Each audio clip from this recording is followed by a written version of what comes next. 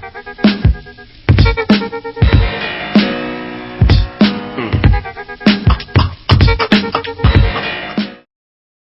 how y'all doing? Welcome to Three Count Commentaries. This is your host, Mongo Slade, and today we're going to talk about the resurrection of Jake the Snake Roberts, a Diamond Dallas Page and Stephen Yu documentary that chronicles Jake the Snake Roberts' career, but it's mostly chronicling his recovery from his battles with drugs and alcohol.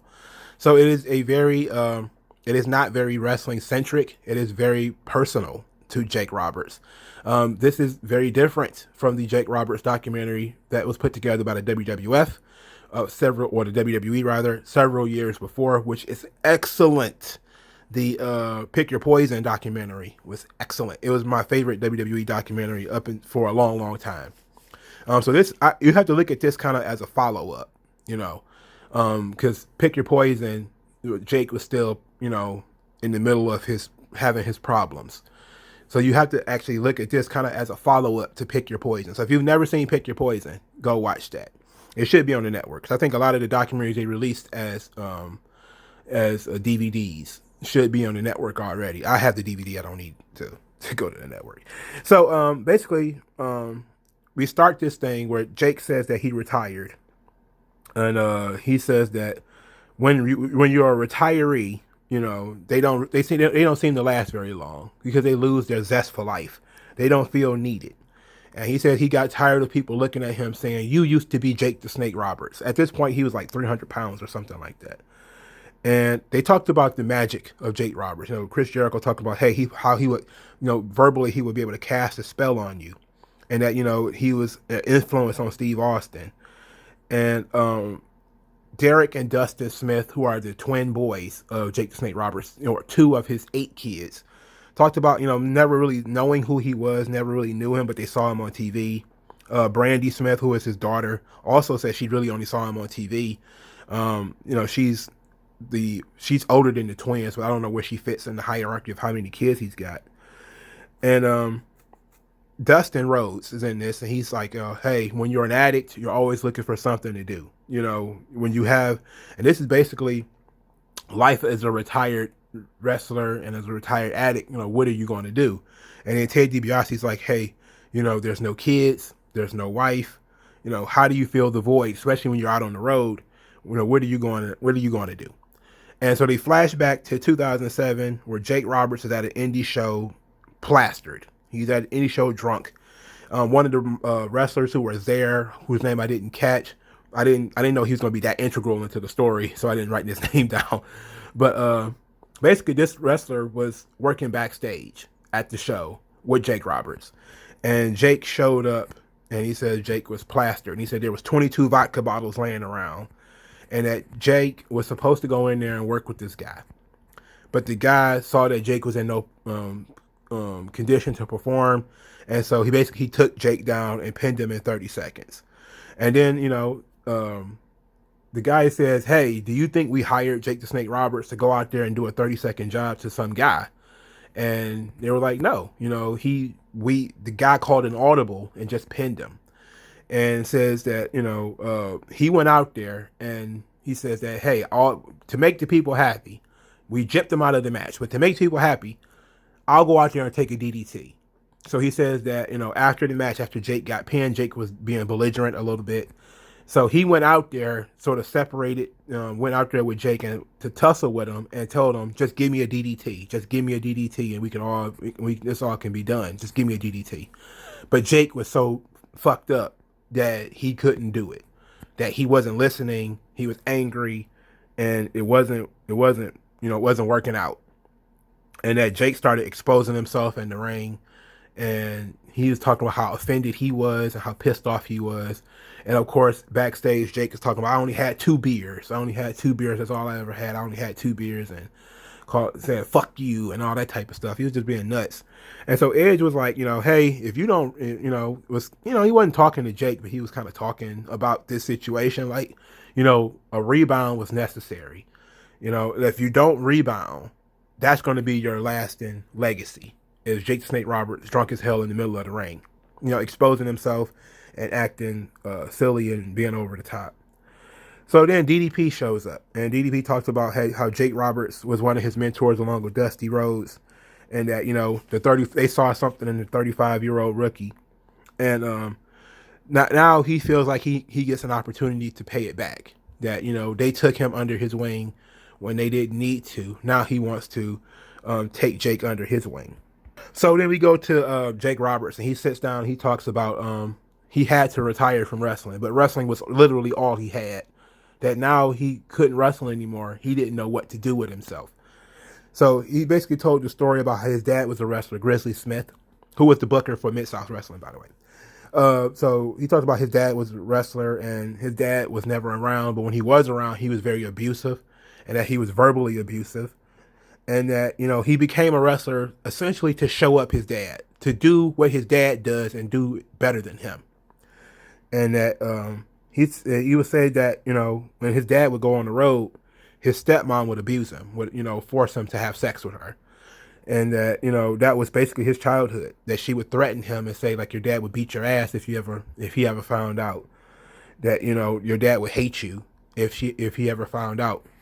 And this is what I mean by it's a sequel to Pick Your Poison, because this is stuff that he talked about in the documentary. This was ugly.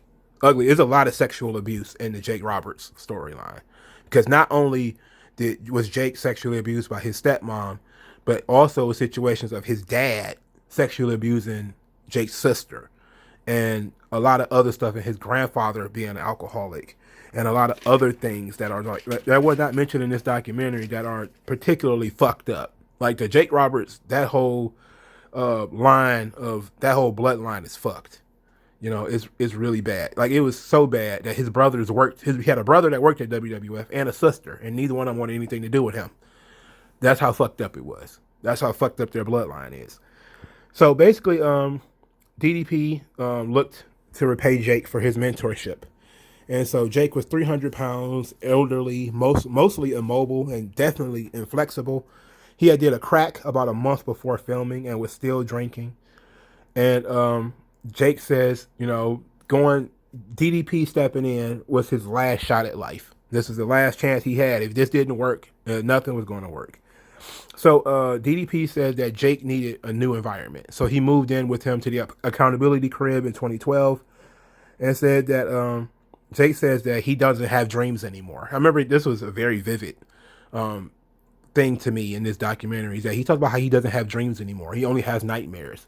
He says dreams are happy. There is no happy in his life. That he only just has these horrible nightmares.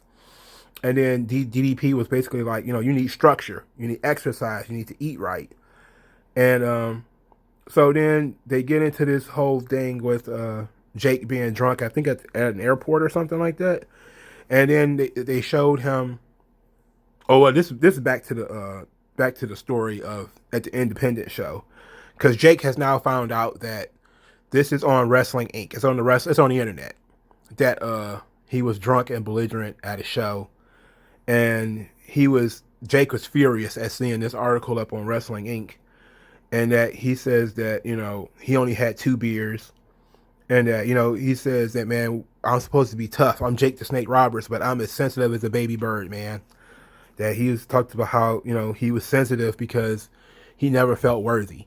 He said he never felt worthy to his dad, never felt worthy to his kids. He was never enough. So he's always worried about how other people saw him. And so when he saw this article, it really threw him for a loop. He was really pissed off.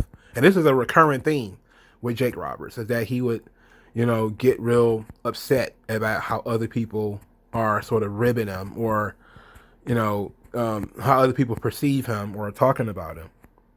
So after only being in the accountability crib 1 week, Jake Roberts disappeared. They didn't know where he was. They found out he was at the airport, and DDP was pissed. DDP was pissed. Okay. And DDP, I mean, Jake Roberts is at the airport talking about she got all of his money. We don't know who she is. We don't know who that is. And he was just tripping. And he told DDP that he only had 4 beers, and that's it. That's all he had was 4 beers. And then he lied then said it was 2 beers. And then DDP was like, no fucking drinking at all. And then they were arguing in the car because DDP wanted Jake to get in the car. Jake was sitting in the car, but he had his leg outside the door. So they're going back and forth, and Jake kept saying, like, what are you going to do? You going to hit me in the face? You going to hit me in the face? And DDP was like, I'm not going to hit you, but get your kid in the fucking car. And so he kept going on about how, he's not drunk and he's not carrying on and everything. And DDP is trying. He was so mad. It was so funny. And then he says, all right, no booze, period. The next day, Jake didn't remember any of it. He had no recollection of anything outside of them coming to pick him up at the airport. So he remembered getting picked up at the airport. He didn't remember storming out, arguing with DDP. He didn't remember none of that stuff. So DDP said, like, no booze, period. No booze at all. So this was going to be his test. So some time goes by and Jake is, clean again. So Jake decides to, he's going to venture out a little bit. So he decides to go on a 3-day weekend. So he says he's going to go do an autograph session, and he asks them to hold him accountable when he comes back. He says that when I come back, you're going to give me a test. And he went to Las Vegas for 3 days and came back clean. So everybody was like, okay, Jake is doing the right thing.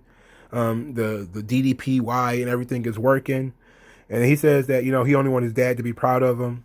And that his dad never told him that he was proud of him. That he always tell other people that, Jake is making him proud, but he would never say it to him. And he was so frustrated at that.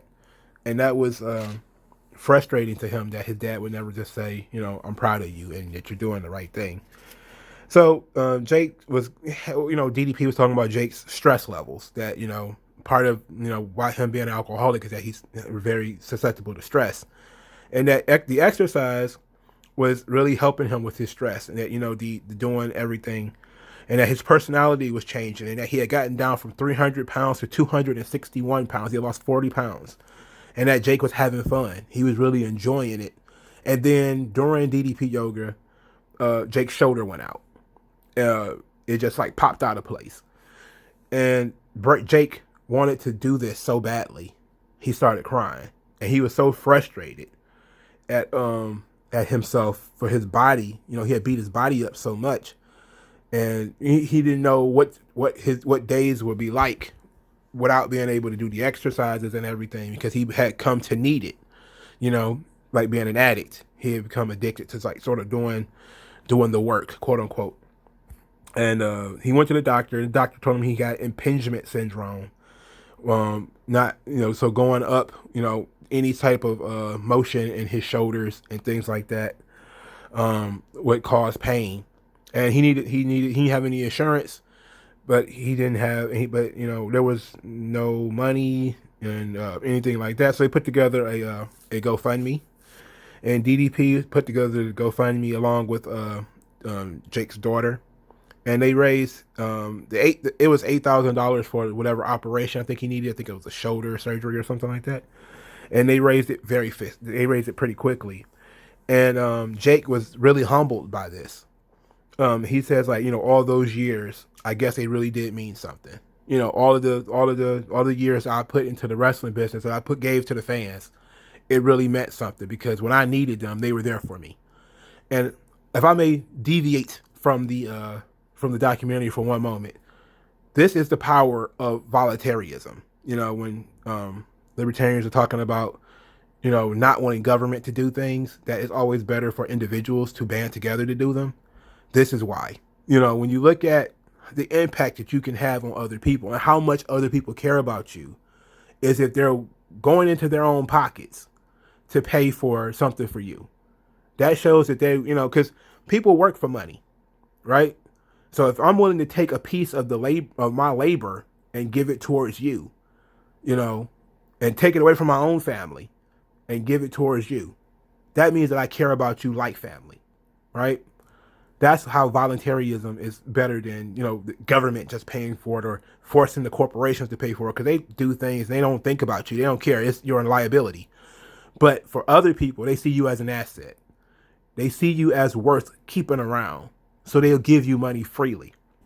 So that's, if I just may pitch put politics for a moment. That's just kind of how it is. And this is why I really like the idea of GoFundMe's and different things like that. Charity, because charity is legit. It comes from the heart. People who cared actually give. They don't just say they give. They don't just say they care.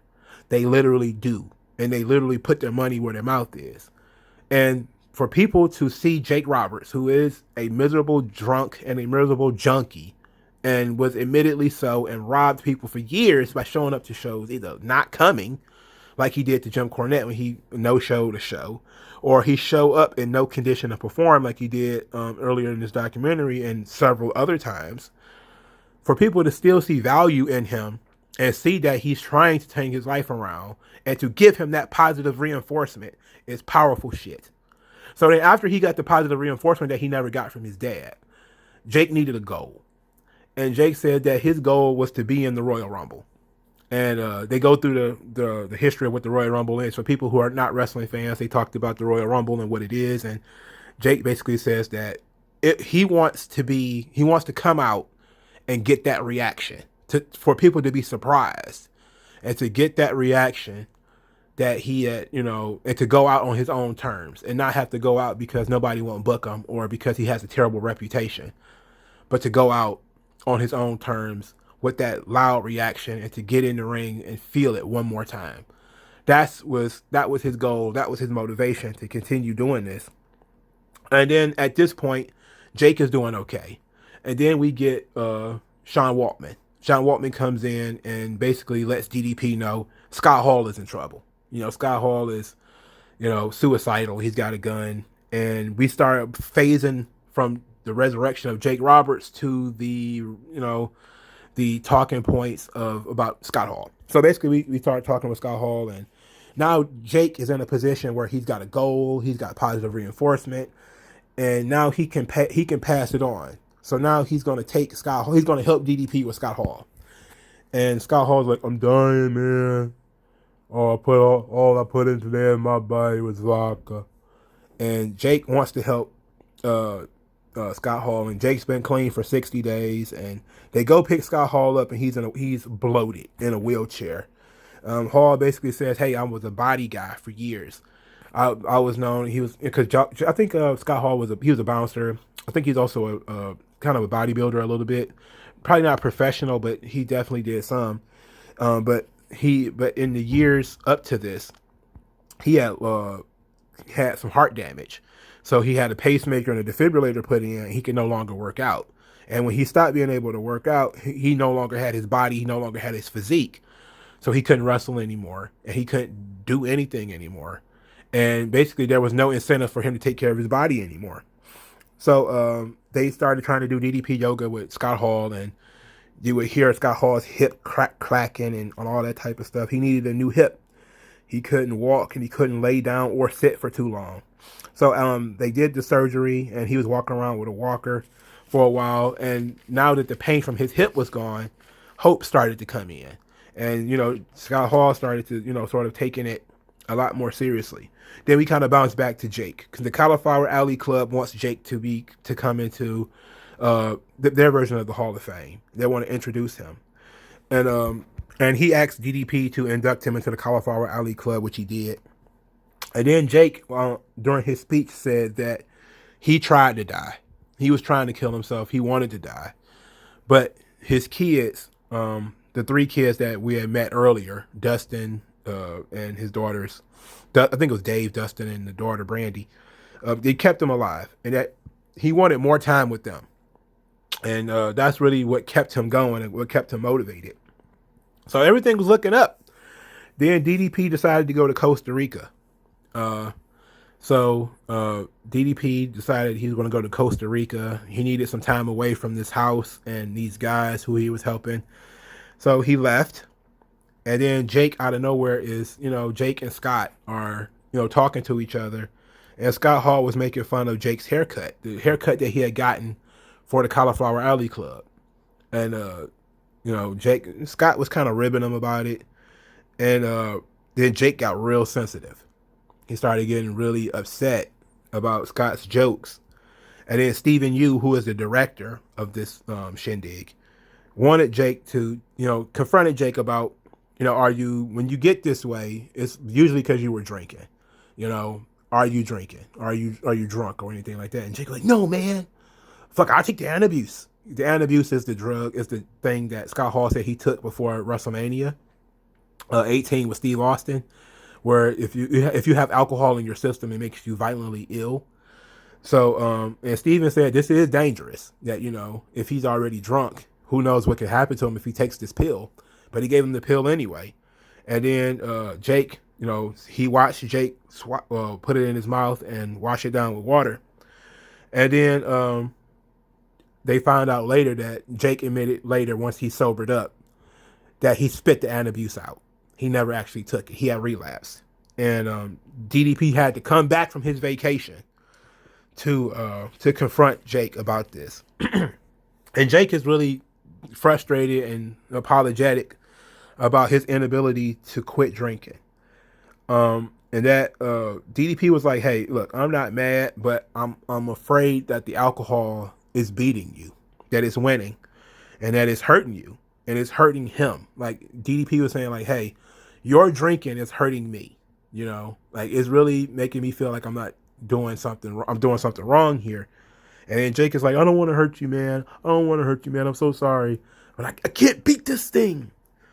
So then they decided to switch tactics. They started doing what's called 90 days and 90 meetings in 90 days, and to give up drinking. And that he still got the goal of getting into the Royal Rumble. And they started going into Jake's acting career, which I didn't know Jake Roberts did any acting. But it was very interesting that they showed that Jake Roberts was acting, and he's basically saying like he never really saw himself as an actor, but it's another way for him to make money now that he's retired. So Scott Hall went down from 310 pounds to 258, and that he had moved out to go live with his son, Cody, who was a shithead apparently. That's just stuff that I know from later. I think he stole from Scott not too long after this documentary came out, so he's a shithead. Anyway, Jake said that, hey, it was his time to leave after he saw Scott leave and just move up the street. They didn't move far away, but Jake felt like it was time for him to go. So he met this guy named Kyle McGee at the gym, and he asked. Kyle McGee said, "Okay, well, if you need somebody around you who knows the program and needs to keep you accountable, you can come live with me." So McGee and Jake Roberts put together Snake Radio, which was going to be Jake the Snake's podcast. And Jake relapsed again. After he left the accountability crib, he relapsed again. And McGee ended up telling DDP, obviously. And McGee said something that was very interesting. He said, "I trust Jake, but I don't trust the addiction." He says, you hate the addiction, not the person. And that they needed to set up this intervention for Jake.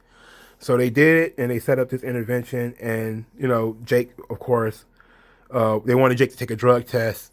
And then he turned to Stephen Yu, again, the director, and said that you're trying to beyond the mat me. So basically, this is the third documentary on Jake Roberts. Beyond the Mat was a Jake Roberts documentary that was supposed to be about wrestling, but it was really just showing how Jake Roberts was a piece of shit and a drunken idiot. That and this, of course, the Beyond the Mat was the blueprint for the movie The Wrestler, and that Jake Roberts didn't know that Beyond the Mat was going to make him look so bad, and that he says that Stephen Yu is trying to do the same thing. That Stephen Yu is trying to make him look bad, and in these documentaries and filming this kind of stuff is trying to make him look bad. So he's getting paranoid, which of course is another part of addiction. The next day, he apologized to Stephen for it and said that he didn't really believe that and all that kind of stuff. So DDP sort of notices that Jake's relapses all revolve around him not being around, and he was like, okay. I don't know what to do now, because he's like, I went to Costa Rica, Jake relapsed. He left the house, I'm not around, Jake relapsed. So he's like, he don't know what to do. He didn't really know what to do, but they staged the intervention and got Jake back on track.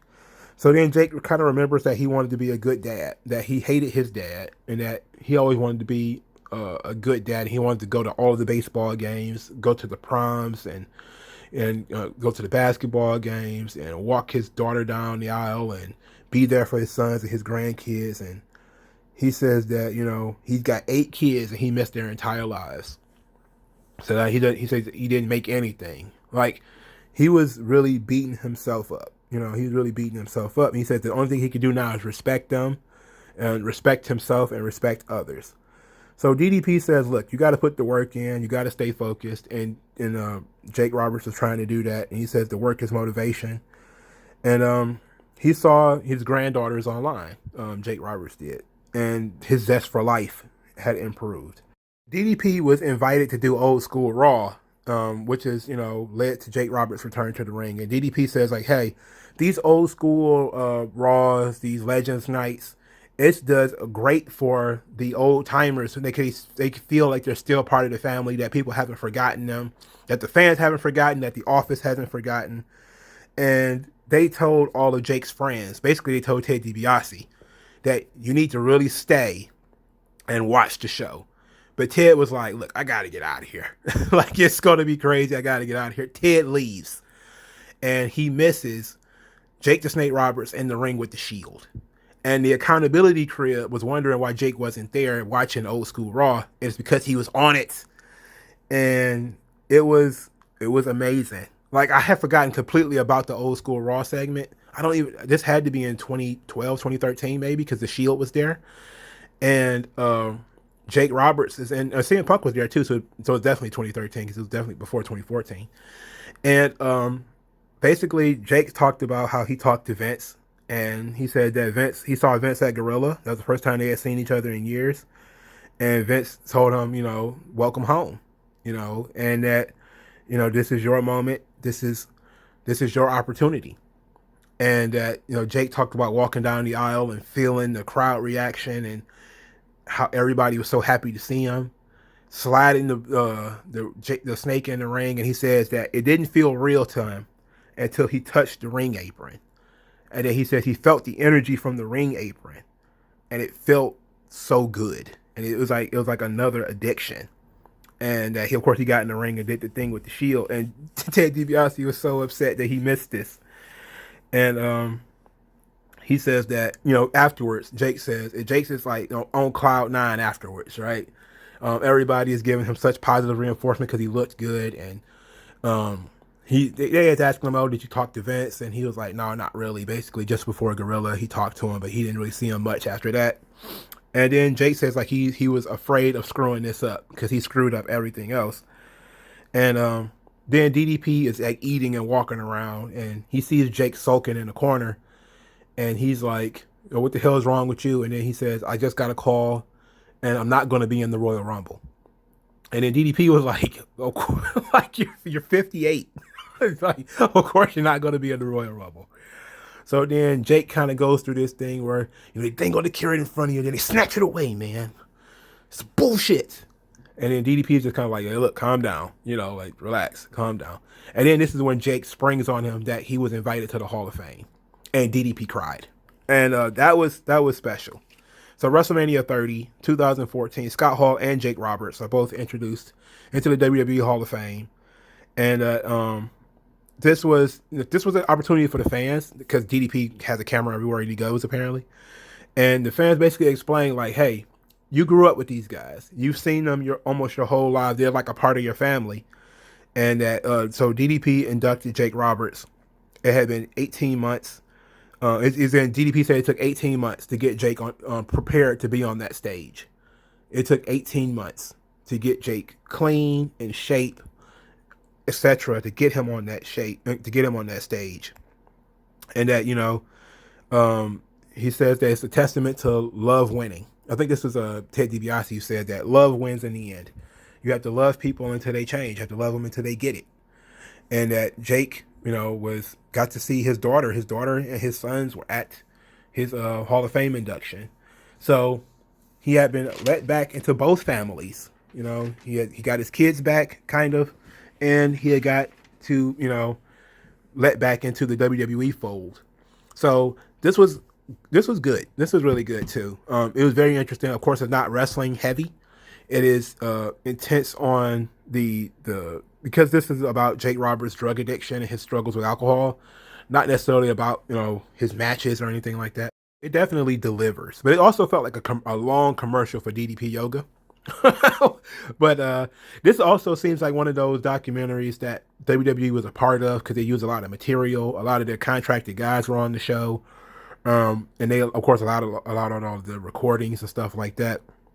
So it was like WWE is basically like, yeah, we see DDP doing this stuff with, they trust DDP, and DDP is trying to help Jake Roberts and Scott Hall. They see this, they want to document it, but they don't want to do it themselves, so they just have DDP do it. And DDP wants a long commercial for DDP Yoga, and that's what we got. But it was excellent because I have somebody who knows alcoholics, they do have different personalities like this. They have that bipolar disorder. 1 minute they're super sensitive and woe is me and everybody's against me and everybody's out to get me. But then they're laughing and joking and having fun when they're sober. They're a completely different person when they're sober than they are when they're drunk. And it was interesting to see that, and it was very revealing. But it was great. DDP is a fucking angel to these guys. DDP out there helping these guys, man. It is truly fantastic shit. But this is a companion piece to Pick Your Poison. Pick Your Poison, the Jake Roberts documentary. I don't remember where it ends, but this definitely picks up where it ends. And so if you're a big fan of Jake the Snake Roberts, which everybody should be, you should probably watch both of these. Watch them back to back, probably not, but you should watch both of these probably on back to back days. But the Pick Your Poison documentary is really good. It's one of my favorites. It's dark as hell though. It's like dark, but it's really good stuff. But okay, so let me know what you guys think in the comment section below if you've seen this. Like this video, share the video, subscribe to the channel. Use the hashtag 3ConCommentaries to support the channel anywhere you go. And if you want to send me money, you can do that by hitting the Cash App in the description. Thank you guys for your time, and I'll talk to you guys later. Yeah. Yeah.